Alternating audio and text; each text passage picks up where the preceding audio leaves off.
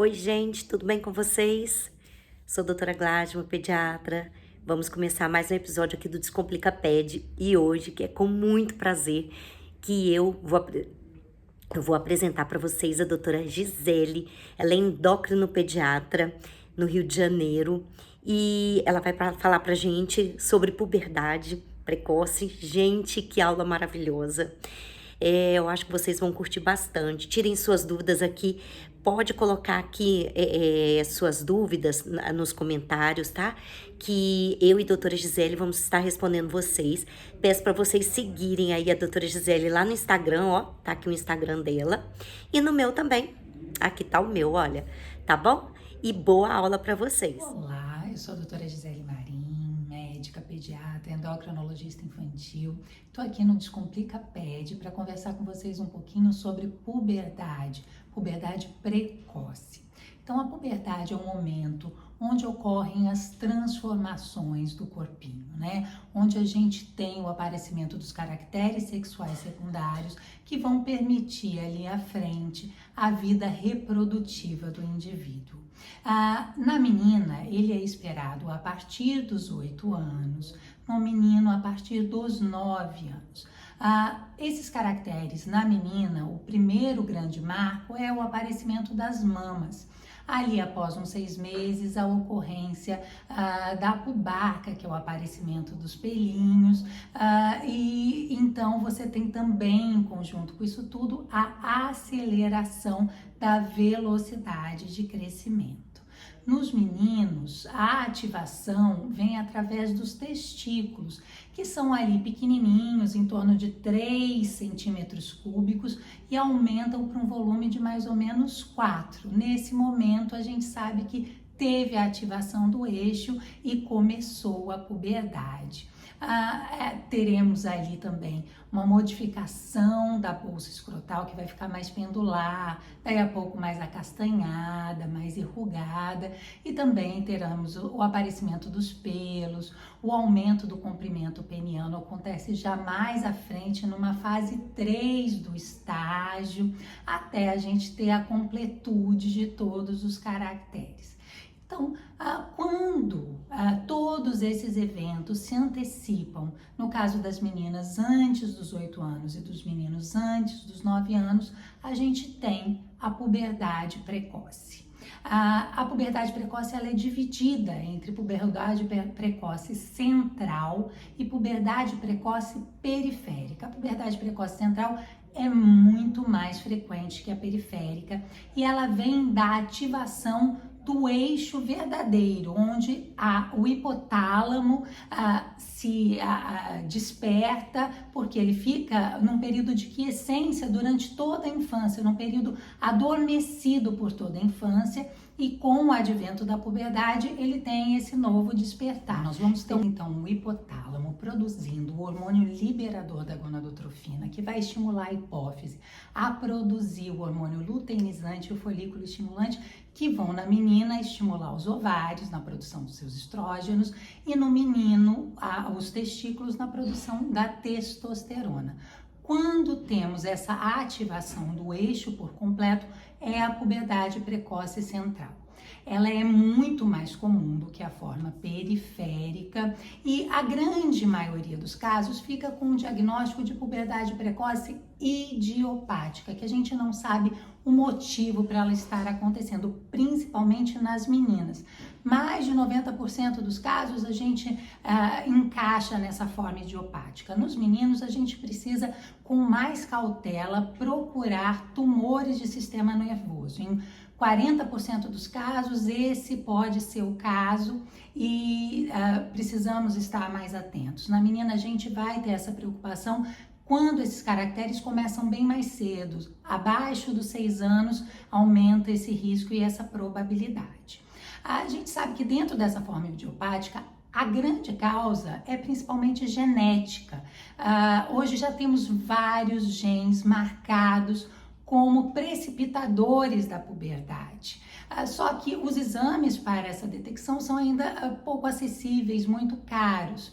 A gente tem fatores ambientais, desreguladores endocrinológicos que estão aí nos nossos cosméticos, nos nossos alimentos, que estão a questão da tela, a luz azul correlacionada, a questão da obesidade, maturando idade óssea, e temos aí muitos fatores ambientais provocando a questão da aceleração da puberdade. A gente sabe que pessoas bem nutridas têm a menarca, que é o nome da primeira menstruação, mais precocemente do que pessoas desnutridas. Então, a gente tem múltiplos fatores levando à precipitação da puberdade. Muitas vezes a gente não consegue identificar qual deles é o motivador. O importante é sempre a gente descartar questões orgânicas, como nos casos dos tumores. É importante também ressaltar que muitos dos caracteres sexuais secundários, como o aparecimento de pelos, de acne, odores, estão muito relacionados ao despertar da glândula suprarrenal, a adrenarca e não a gonadarca.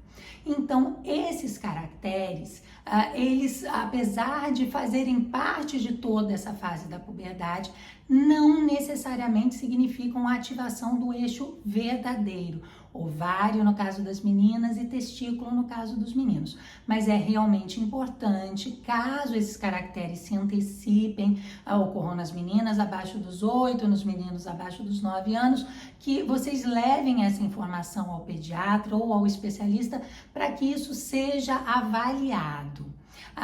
Em relação à puberdade periférica, a gente tem como causa diversos tumores de ovários, de testículos, cistos, hepatocarcinomas, temos produtores periféricos de hormônios sexuais e a gente tem questões genéticas e congênitas também causando essa puberdade precoce periférica, ela é mais rara.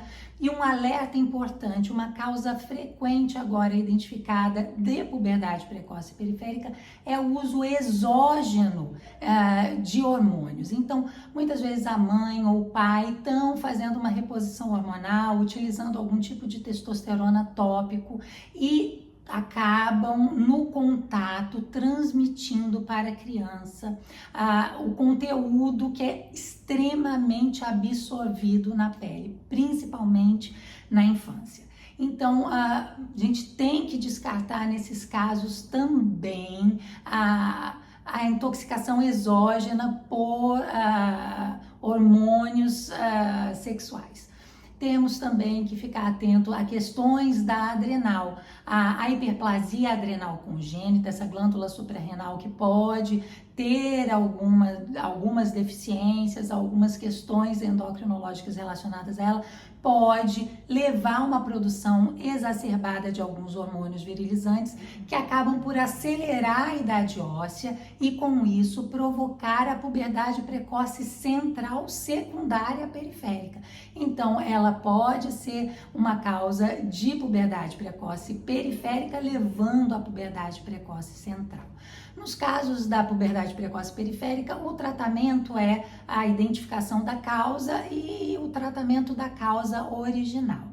No caso da puberdade precoce central, a gente tem como o tratamento o bloqueio desse eixo. Então, vai ser utilizado um agonista do GNRH que vai saturar todos os receptores. Então, inicialmente, por ele ser um agonista, ele até faz um super estímulo. Você pode ter uma pequena piora dos caracteres, às vezes, no caso da menina, até um pequeno sangramento.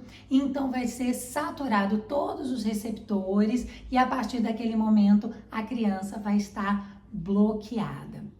Por que esse bloqueio é importante? Por que esse diagnóstico é importante?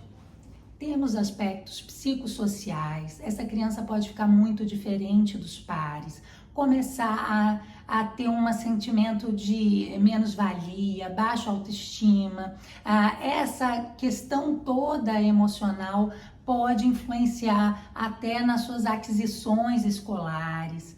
Essa criança pode correr um risco maior de abuso. A gente tem questões relacionadas à fertilidade futura, ao risco de câncer de mama, que a puberdade precoce, a menarca muito antecipada, a menarca é o nome da primeira menstruação, mostra uma correlação com um aumento maior de câncer de mama no futuro. A gente tem correlação com síndromes metabólicas, piora de obesidade, piora de diabetes tipo 2, hipertensão e doenças cardiovasculares futuras relacionadas a essa puberdade antecipada, e a gente tem um risco muito grande de prejuízo de altura final, porque os estrógenos levam à aceleração da idade óssea. E com isso a criança queima a largada. Ela começa uma criança muito grande quando comparado aos outros e acaba muito pequena no final, por conta desse avanço, dessa aceleração de idade óssea. E interessante entender que no menino também é o estrogênio quem avança a idade óssea. No caso do menino, a testosterona é convertida em estrogênio. E é esse estrogênio quem vai acabar levando ao avanço e à aceleração da altura antes do momento adequado. Então, para a preservação de estatura final, para proteção contra abusos, para que essa criança tenha o tempo correto de amadurecimento e se sinta equivalente aos seus pares. Então, todos esses são benefícios deste tratamento e do bloqueio. Mas uma coisa que eu acho que eu não cheguei a comentar, a partir do momento do aparecimento das mamas, a média da ocorrência da menarca é de 2 a 3 anos. Mas já é considerado normal na menina ter a primeira menstruação a partir dos 9 anos do ponto de vista orgânico.